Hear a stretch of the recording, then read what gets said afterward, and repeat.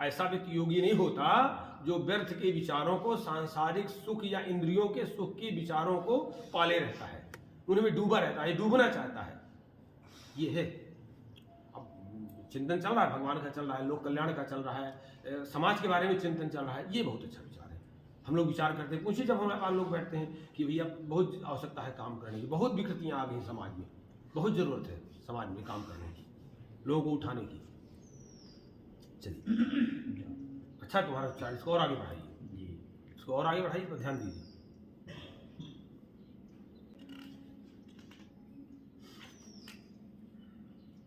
देखिए कर्मयोग का साधन कैसे बनेगा। भगवान कहते हैं आरुरुक्षोर मुनेर योगम कर्म कारण मुच्यते योगारूढ़स्य तस्यैव समः कारण मुच्यते। वहां कह दिया ना कि संकल्प विहीन होना, माने विचारों, व्यर्थ के विचारों से मुक्त होना ही योग की अवस्था है।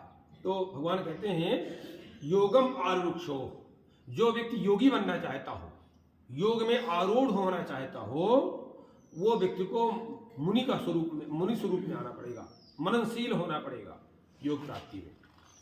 और कर्म कारण उचित, निष्काम भाव से ही कर्म को कारण बनाना पड़ेगा। कर्म जो करना है वो निष्काम भाव से। तस्य योगारूढ़स्य, कहते हैं ऐसा जो योगारूढ़ व्यक्ति होता है, ऐसा जो योगी व्यक्ति होता है, समाये कारण उचित, उसमें सर्व संकल्पों का अभाव हो जाता है, शांति मिल जाती है, उसमें शांति आ जाती है। अब उसमें लक्षण क्या आ जाएंगे योगी में, योगारूढ़ व्यक्ति में एक लक्षण आएगा क्या, यदा हिनेन्द्रियार्थेषु न कर्मस्वनुसुज्यते सर्व संकल्प सन्यासी योगारूढ़स्तदोच्यते। भगवान कहते हैं जिस समय, हो सकता है हम 1 मिनट के लिए योगी हो जाए, इसलिए भगवान यदा शब्द का प्रयोग किया है। हो सकता है अभी हमारी पूर्ण अवस्था ना आई हो तो हम 2 घंटे के लिए होंगे, आधा दिन के लिए होंगे, 1 दिन के लिए होंगे, 2 घंटे, धीरे धीरे ध्यान लगाना पड़ता है। कहते जिस समय आप स्वयं चिंतन अपना करते रहिए, यदा हमारे जिस समय व्यक्ति इंद्रियों के सुख के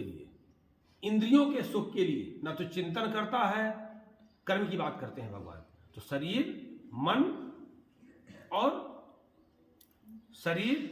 इंद्रियां, माने मन वाणी कर्म से जब हम इंद्रियों को सुख पहुंचाते हैं, व्यक्ति योगी नहीं हो सकता। जिस समय हम मन वाणी कर्म से इंद्रियों के सुख के लिए मुक्त रहते हैं, ठीक है, कुछ नहीं है। आप देखिए तमाम पागलों को देखिएगा, वो पागलों को देखिएगा, वो कुछ नहीं उनको मिलने वाला है, वो मन से ही इंद्रियों को सुख पहुंचाते रहते हैं।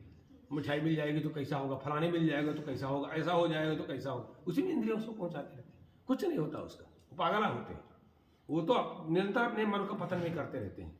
भगवान कहते हैं जिस समय, जिस काल में इंद्रियार्थेषु, इंद्रियों के विषयों में और निष्काम कर्म में व्यक्ति प्रवृत्त होता है, आसक्त होता है, उसी समय उसमें वो क्या हो जाता है, सर्व संकल्प सन्यासी, उसी में सभी संकल्पों का उसमें अभाव हो जाता है। जिस समय वो इंद्रियों और इंद्रियों के विषयों में नहीं तत्पर होता, इंद्रियों और उनके विषयों से आनंद सुख नहीं प्राप्त करता, और ना ही सकाम कर्म में प्रवृत्त होता, बस मान लीजिए उस काल में वो योग अवस्था में है, क्योंकि उसमें सभी संकल्पों का त्याग रहता है। ऐसा व्यक्ति योगारूढ़ उच्यते, ऐसा व्यक्ति योगारूढ़ कहा जाता है। क्यों साहित्याचार्य जी, सही है। अब वो जो पाठ का अर्थ बताएंगे, शाब्दिक अर्थ उससे दिमाग में चढ़ने वाला नहीं, ठीक है व्याख्या, हाँ समझा, ठीक है ना, समझाने का ही भाव यही है भगवान का। भगवान कहते हैं इसलिए कोई व्यक्ति को गुरु मिल सकता है, मार्गदर्शक मिल सकता है, पथ प्रदर्शक मिल सकता है, लेकिन करना तुम्हें पड़ेगा भैया।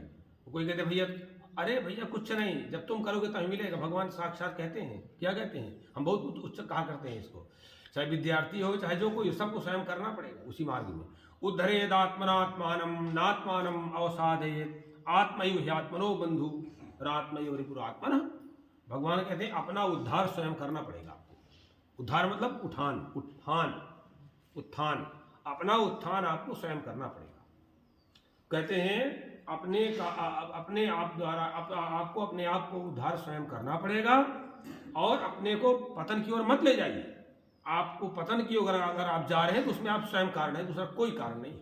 भगवान कहते हैं अगर आपका पतन हुआ है या पतन की ओर जा रहे हैं तो चिंतन करिए हम स्वयं कारण हैं उसमें, दूसरा कोई कारण नहीं। और जो जो कारण उनको खोज करके आगे बढ़ जाइए कि ठीक है अब आज से पतन नहीं होगा। तमाम लोग जिन्होंने अपना उद्धार किया ना उसी दिन से संकल्प कर लिया, फिर लौट के फिर आगे आगे आगे चलते चले गए, आगे बढ़ते चले गए। तो भगवान कहते हैं अपना उद्धार अपना उत्थान स्वयं करना पड़ता है। नात्मानं मावसाद, अपने को पतन में मत ले जाइए। अगर आप पतन में ले जा रहे हैं तो स्वयं जिम्मेदार हैं, क्योंकि आत्मा एवं आत्मना बंधु, अपना व्यक्ति स्वयं अपने आप में अपना मित्र है और आत्मा एवं आत्मना रिपु, अपना स्वयं व्यक्ति अपना शत्रु है। न कोई किसी का शत्रु है और न कोई किसी का मित्र है। स्वयं अपना शत्रु है और स्वयं अपना मित्र है। इसलिए भगवान कहते हैं कि भैया कोई आपको मार्गदर्शन मिल गया, कोई लाइन मिल गई, चलिए बढ़ जाइए। यानी कितने कितने लोग बढ़ गए। वाल्मीकि महापतन की ओर थे, महापतन की ओर थे ना, जिसके जो आदमी मिलता था उसी को मारते थे, लूटपाट करते थे। नारद जी आए, कहीं कहीं सप्तऋषियों की बात आती है, कहीं कहीं नारद जी भर की बात आती है, कहीं कि तुम क्या करते रहते हो, कहीं कि मैं यही करता हूँ जो आपके साथ कर रहा हूँ वो क्या करता रहता हूँ मैं। तो कहें ठीक है, कहें तो जाओ घर में पूछ के आओ, जो तुम करते हो इसका फल भी तुमको भागीदार होंगे वो।